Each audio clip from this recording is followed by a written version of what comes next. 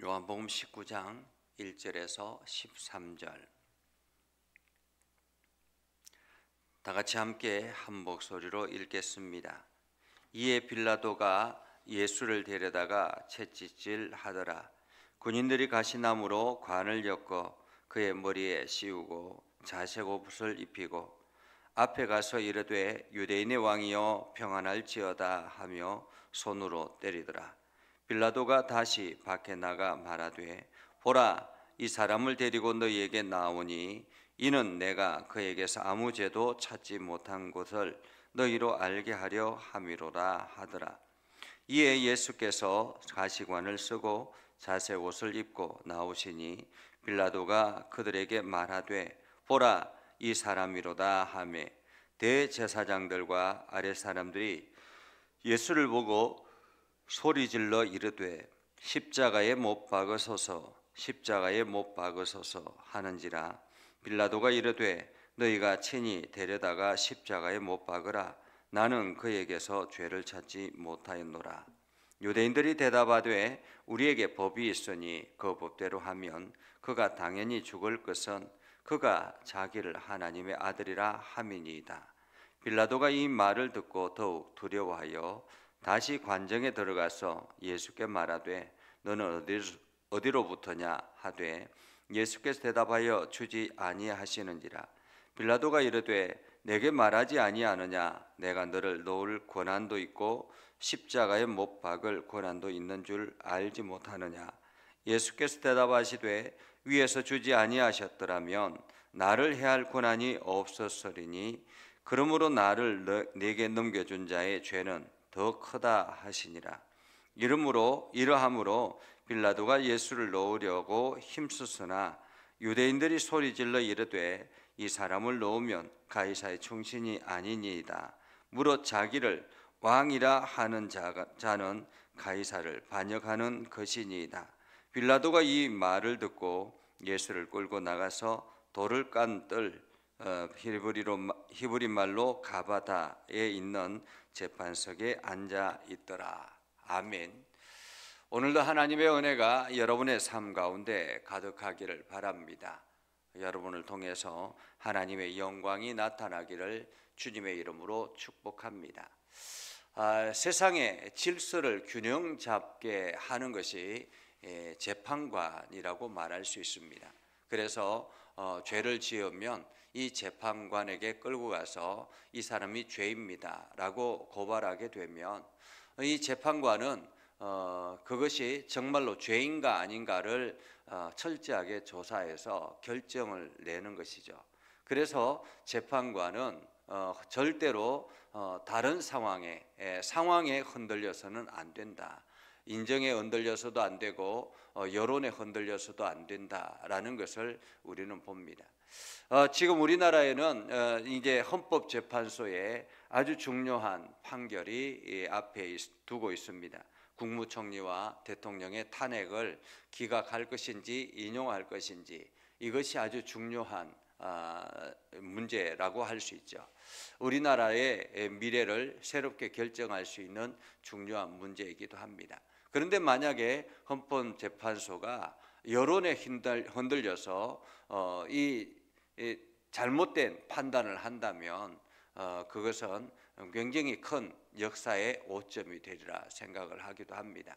그렇기 때문에 재판관들은 더욱더 중요하게 더 철저하게 사건을 진상을 조사하고 또 파악하고 그리고 결정문을 쓰리라 생각을 합니다. 이것은 과거나 마찬가지입니다. 그때 당시에 예수님 시대에도 마찬가지죠. 예수님 시대에는 권력가가 곧 재판관이라 이렇게 말할 수 있겠습니다. 오늘 이 빌라도가 곧 재판관이라 이렇게 말할 수 있겠죠. 왜냐하면 그때 유대 사회는 로마의 지배 아래 있었기 때문에 유대 사회 속에서 대제사장이나 유대의 여러 사내들인 공회나 이러한 사람들은 사람을 재판할 권한이 없습니다. 종교적으로 어떤 결정을 내릴 수는 있지만은 그 사람의 어떤 생사의 여부를 재판할 수 있는 권한이 없습니다. 그렇기 때문에 오늘 대제사장들과 종교 지도자들은 예수를 빌라도 옆에 끌고 가서 이 사람을 재판해 주십시오라고 요청하는 것이죠. 그렇기 때문에 빌라도의 재판에 따라서 예수님의 생사가 달려있다, 이렇게 말할 수 있습니다. 오늘 그러한 가운데서 빌라도는 전혀 예수님에 대해서 죄를 찾지 못하겠다라고 말합니다. 죄를 찾지 못하겠다. 그런데 사람들은 당시 여론은 예수님을 십자가에 못 박으라라고 그렇게 외치고 있다라는 거예요. 아마도 이 여론을 주도하는 사람들은 종교 지도자들이었겠죠. 그리고 정치 지도자들이었겠죠. 이들이 사람을 모아서 지금 로마의 사람들을 모아서 지금 빌라도 법정 앞에 서 있습니다. 여러분, 지금 이 시기가, 이때가 언제인지 아십니까? 새벽입니다. 그러니까 제대로 이게 시간이 이른 새벽에 사람들이 모이기도 전에, 그러니까 주변에 그때 당시에 수많은 사람들이 그 유대 유월절을 지키기 위해서 지금 예루살렘에 와 있는데, 그 사람들이 제대로 일어나기도 전에 새벽에 지금 빌라도 법정 앞에 가서 시위를 하는 거죠. 이 예수를 십자가에 못 박으라라고. 우리가 어제 말씀을 통해서 본 것처럼 빌라도가 이 예수를 놓아줄까, 아니면은 이 내가 유월절이 되면 죄인 한 사람을 놓아주는데 바라바를 놓아줄까, 둘 중에 누구를 놓아주면 좋겠는가라고 했을 때 사람들은 흉악범 바라바를 놓아주라고 이야기를 합니다. 그래서 빌라도가 하는 수 없이 다시 관정 안으로 들어가서 지금 예수를 데려다가 채찍질하고 있죠. 예수를 채찍질할 때 아마도 옷을 다 벗겨놓고 채찍질했을 것입니다.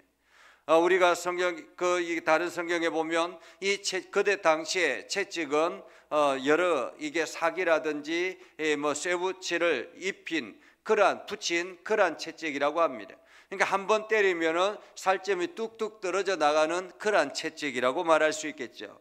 그 채찍질 했다라는 말은 많은 매질을 했다라는 말입니다. 그리고는 온몸이 피투성이가 되었겠죠. 그 가운데서 지금 가시관으로 머리에 가시나관을 만들어서 머리에 푹 눌러 쓰게 합니다. 가시관을 만들어서 머리에 푹 눌러 쓰니까 얼굴에는 온통 피바다가 되겠지요. 그런 가운데서 군인들이 지금 자색 옷을 입혔다라고 말합니다. 아마 이 자색 옷은 군인의 겉옷이라고 생각되어집니다. 왕의 도포를 말하는 것이 아니겠죠. 군인의 겉옷을 입혀서 조롱하듯이 자색 옷을 입혔습니다. 그리고는 사람들이 예수님 앞에 가가지고 유대인의 왕이여 평안할지어다 라면서 손으로 얼굴을 때리고 온몸을 때리는 것입니다. 그러한 가운데서 온몸이 피투성이가 되어 있는 예수의 모습을 우리는 보게 되지요. 그런데 이러한 광경을 다 지켜본 빌라도가 이제 다시 밖에 나갑니다. 밖에 나가서 이야기하죠. 이 사람을 데리고 너에게 나올 테니까 한번 보라. 나는 이 사람에게 아무 죄도 찾지 못하겠노라 라고 이야기합니다. 나는 아무 죄를 찾지 못하였으니까 이 정도 하면 되겠지라는 그런 말이겠지요. 5절에 보면 그래서 사람들이 예수님을 바깥으로 끌고 옵니다. 온몸이 피투성이가 되었고, 그리고 자색 옷을 입혀가지고 머리에 가시관을 씌우고 이렇게 완전히 만신창이가 되어 있는 예수님을 끌고 나옵니다. 이 정도면 됐지 않느냐라는 그런 의도이죠. 이 사람을 보라라고 말하죠. 그런데 사람들은 이미 이 예수를 죽이기로 작정했기 때문에 거기에 만족하지 않습니다. 예수님이 피투성이가 되었던 예수님의 몸이 만신창이가 되었던 상관하지 않습니다. 사람들은 뭐라고 이야기합니까? 대제사장들과 아랫 사람들이 예수를 보고 소리를 질러 이르되 십자가에 못 박으소서, 십자가에 못 박으소서. 십자가에 못 박으소서라고 끊임없이 외치는 것입니다. 대제사장들과 그 사람들이 지금 여론몰이를 하고 있는 것입니다. 빌라도 앞에서 십자가에 못 박으라고, 십자가에 못 박으라고. 그러자 빌라도가 너희가 친히 데려다가 십자가에 못 박으라 라고 하니까 나는 그에게서 죄를 찾지 못하겠노라 라고 말하니까 유대인들이 이야기합니다. 우리에게 법이 있으니 그 법대로 하면 그는 당연히 죽을 것이다. 그 법대로 하면 그는 당연히 죽을 것인데 그가 자기를 하나님의 아들이라 이야기했기 때문이다라는 거죠. 결국에는 이 유대인들이 예수를 십자가에 못 박으려고 하는, 죽이려고 하는 이유가 그 예수님이 바로 하나님의 아들이라고 그렇게 이야기했다라는 것입니다. 여러분 한번 생각해 보십시오. 이런 모든 광경을 하나님이 지켜보고 있습니다. 하나님께서 당신의 아들을 이 땅에 보내셔서 인간의 몸을 입게 하시고 그리고 이 땅을 구원하기 위해서 많은 은혜와 능력을 예수 그리스도를 통해서 나타내게 하셨습니다. 예수님이 행하셨던 모든 것들이 하나님의 아들이 아니면, 하나님의 능력이 아니면 도저히 할 수 없는, 인간의 힘으로는 할 수 없는 일들이지 않습니까?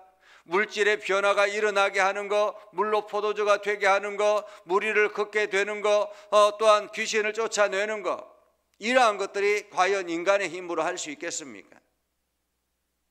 그럼에도 불구하고 이 사람들은 예수님이 하나님의 아들이라는 것을 믿지 않았기 때문에 오히려 예수님을 십자가에 못 박으라고, 그리고 하나님의 아들을 하나님의 아들이라고 이야기했기 때문에 죽어야 된다라고 이야기를 합니다.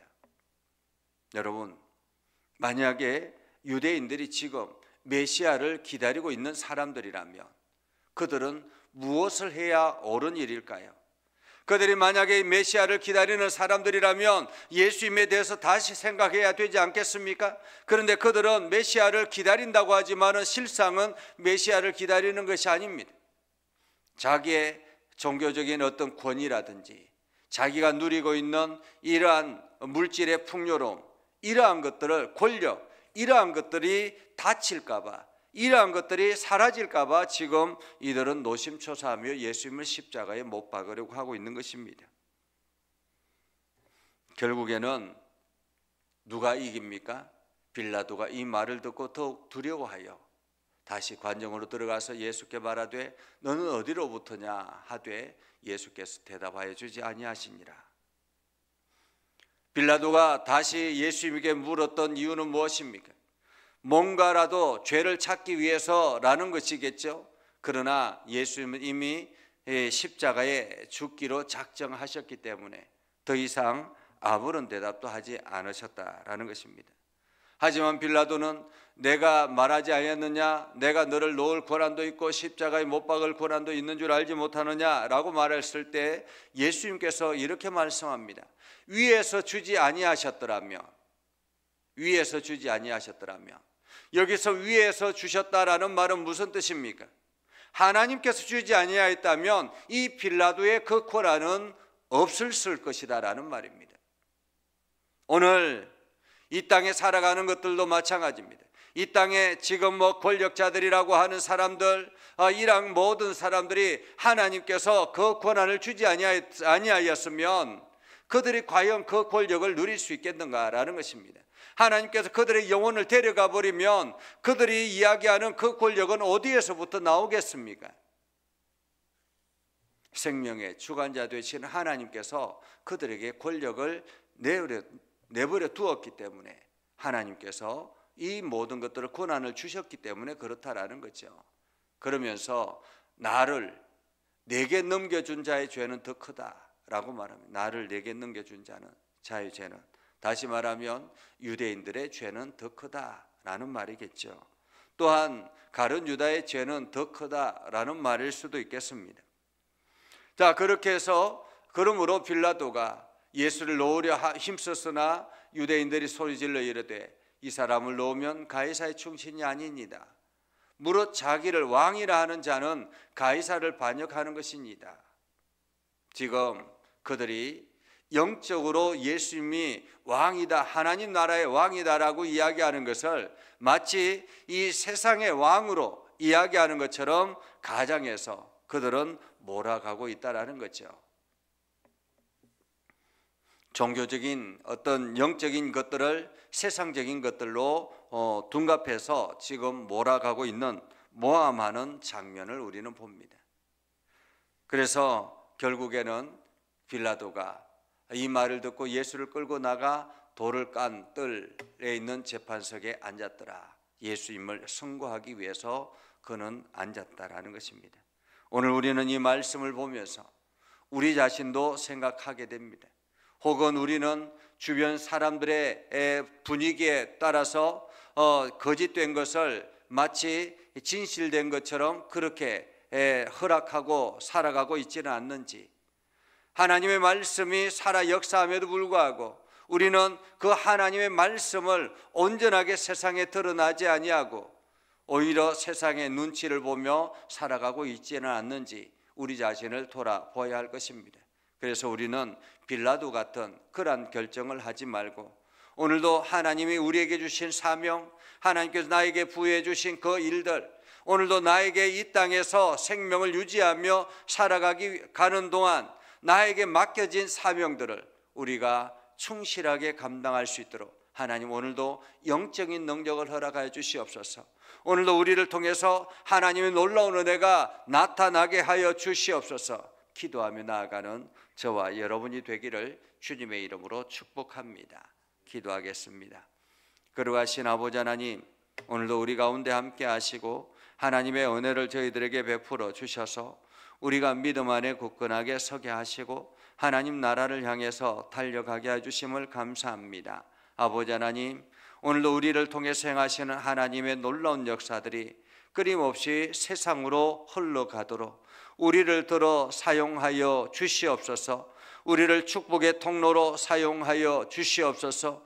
우리를 능력의 통로로 사용하여 주시옵소서. 그래서 오늘도 우리가 예수 그리스도의 이름으로 선포할 때마다 어둠의 영들이 떠나가게 해주시고 하나님의 권위가 세상에 나타나도록 하나님 우리를 붙잡아 사용하여 주시옵소서. 이 시간 우리가 간구하는 모든 기도를 들어 응답하여 주셔서 오늘도 우리가 세상에 예수 그리스도의 살아계심과 하나님의 능력을 증거하는 축복의 간증자들이 되게 하여 주시옵소서.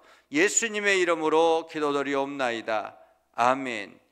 이제는 우리 구주 예수 그리스도의 은혜와 하나님 아버지 극진하신 사랑과 성령님의 감화 감동 역사 위로 교통하시며 은혜가 주의 말씀 안에 있는 믿음의 백성들 위해 하는 모든 일들 위해 영원토록 함께 하옵시기를 간절히 축원하옵나이다.